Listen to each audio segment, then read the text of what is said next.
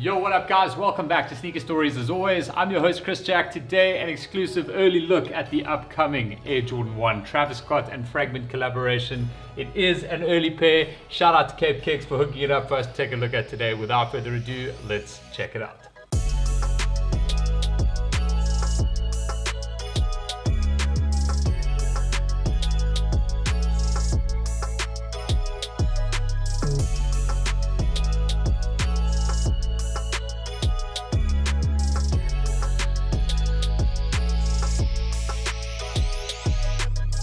Alright, so there's been a hell of a lot of fanfare around the next official collaboration on the Jordan 1 between Travis Scott and, of course, Jordan. This time with a little twist, making it that extra bit of hype, the collaboration with Fragment, Hiroshi Fujiwara's label as well, which he's obviously famous for his own Jordan 1, the Royal, a couple of years ago, which fetches ridiculously high prices on the aftermarket. So when you combine that, or elements of that, at least from a brand or collaboration perspective, and of course the powerhouse that is Travis Scott, you are going to get something which is going to be incredibly hyped and more than likely insanely expensive at release. Now, as this is an early pair, I don't have the box or anything like that. I have to put a disclaimer out that I've got no way to tell like how real these things are or how early in the sample process are. All I know is that the source of where they came from is very, very trustworthy, and they look absolutely incredible in hand, and there's nothing that really stands out as them being anything short of not original.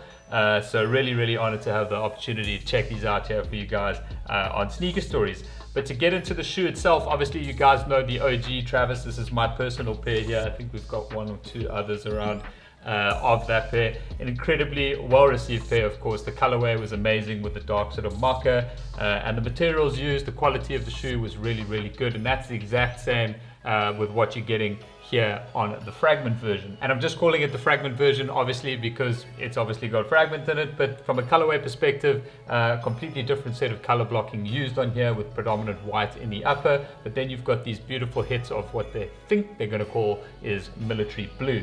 And it's not a royal blue, it's lighter than that. It's somewhere in the middle between like a sort of royal blue. In fact, it's kind of sits between what you get here, this deep royal on the ambush dunk, and probably like a UNC blue, like somewhere in the middle of that spectrum. But either way, in hand, it is incredibly nice. But underfoot over here, you have a straight royal outsole. That basically, if I'm not mistaken, just pulls directly from the Fragment Jordan 1.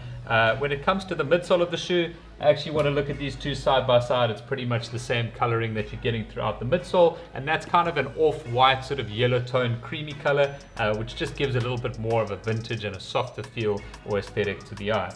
And then just continuing in the midsole from a stitching point of view, they've kept that tonal with the same sort of off-white coloring throughout that. And then moving into the upper, as already mentioned, a whole different kind of color blocking that's been used here. Usually on Jordan 1s, you would have this little panel or the toe panel done in a corresponding color to what you have in the rest of the shoe. However, this is just done in this pure white here as well. From a leather quality perspective, it is insanely good. Like, it is super thick, it's super tumbled, it really does feel different to like just any other kind of Jordan that you can get. And even just comparing it to the OGs over here, it certainly feels like a thicker and a tougher leather with more tumble texture throughout the shoe, you know, so not just on these side and quarter panels, but also in the toe box section here as well. Now, one thing I did realize with the leather used on here, all the edges are kept pretty raw and exposed, so you do have a corresponding color like in these white sections over here. Maybe it'll be better to show you in the toe box. It's basically just this white leather, and you can really see how thick it is there.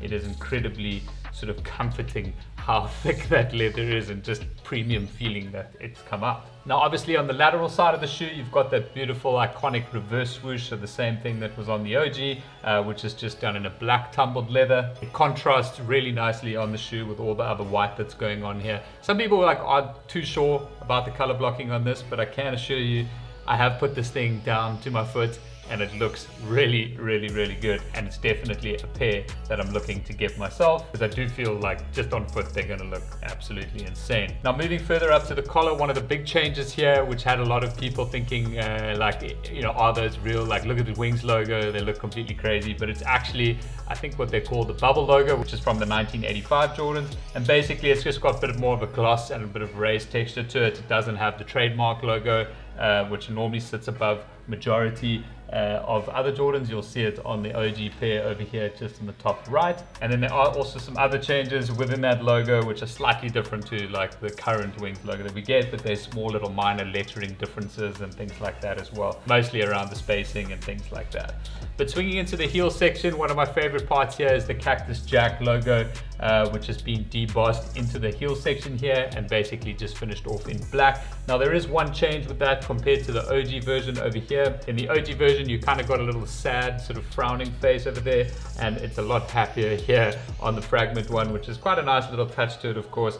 And then when you look at the other shoe, of course, you've got the collaborating partner Fragment's double F sort of imprint over there in the heel section on the right shoe. Now I just want to show you the tongue section over here, and I'll use the one that's not currently laced up. It's a standard white nylon tongue, and towards the top of that you've got the Nike Air logo done on that pull tab, just in blue and white. However, to the right of that and on the right shoe, which has the Fragment logo on it, you've got the Cactus Jack logo, which is the same as how it was sort of stitched in on the OG pair over here, but just on a different side of the shoe, and that's done in black and white. And then if you hadn't guessed already, on the opposite shoe you've got the Fragment design logo there done as well. It's really nice just to see both brands represented on the shoe.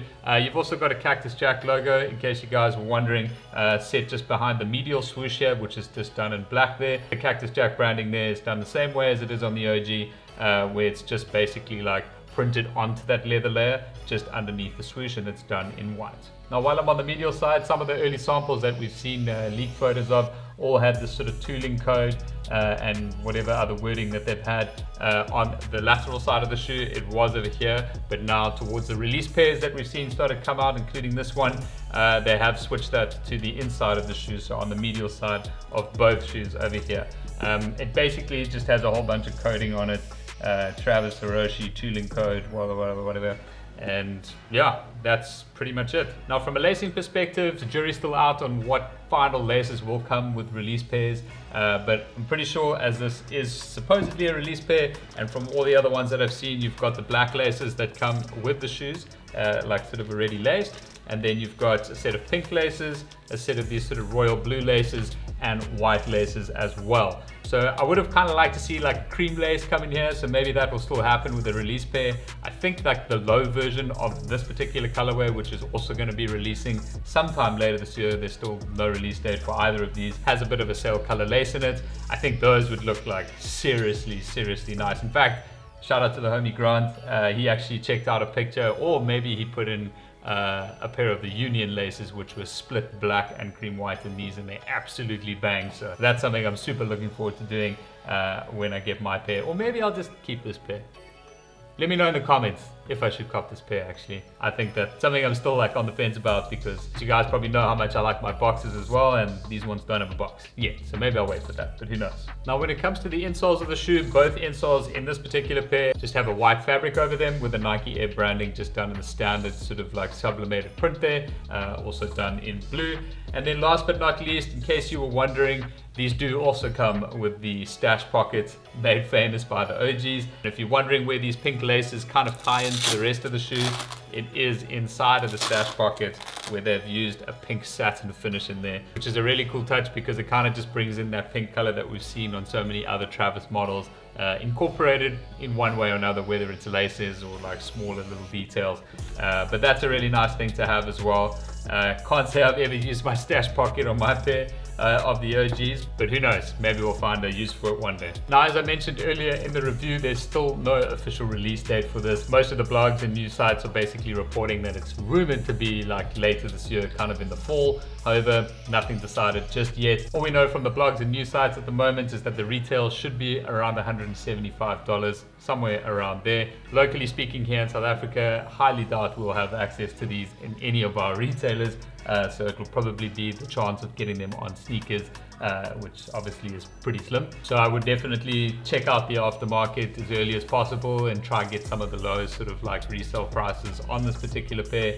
I do think it's one of those ones that's just kind of, there's so many different rumors, you never really know what to believe in terms of how many pairs are going to be made. But if the rumors are true, these are going to be insanely limited, which means they are going to fetch insanely high resale price. But that's pretty much it for this early look and review of the upcoming Air Jordan 1 Travis Scott and Fragment collaboration, the military blue, white and black.